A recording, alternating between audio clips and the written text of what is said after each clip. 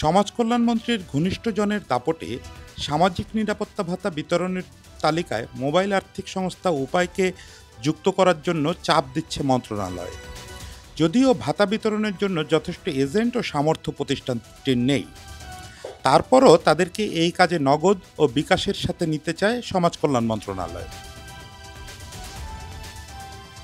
Mobile banking প্রতিষ্ঠান বিকাশের সারা দেশে ৩.৫ লাখের বেশি এজেন্ট আছে। নগদেরও এজেন্ট সংখ্যা প্রায় ৩ লাখ।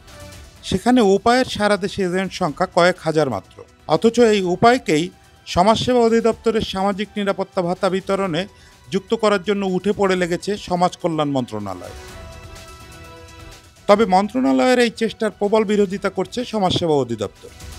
উপায়ের যথেষ্ট পরিমাণে এজেন্ট না থাকায় ভাতাভোগীরা টাকা উত্তোলনে বিড়ম্বনায় পড়বেন এমন আশঙ্কা করছে সমাজসেবা অধিদপ্তর।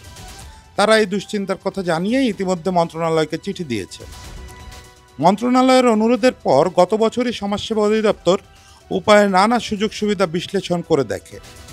তাদের অনুসন্ধানে জানতে পারেন যে বাজারে নতুন আসা উপায়ের দেশে পর্যাপ্ত এজেন্টই নেই।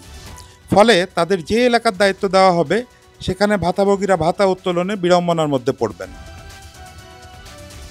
জানা গেছে যে বর্তমান সমাজ কল্যাণমন্ত্রীর একজন সাবেক ব্যক্তিগত কর্মকর্তা সম্প্রতি উপায়ে যোগ দিয়েছেন, আর তার জোরেই এই কাজটি বাগাতে চাচ্ছে উপায়।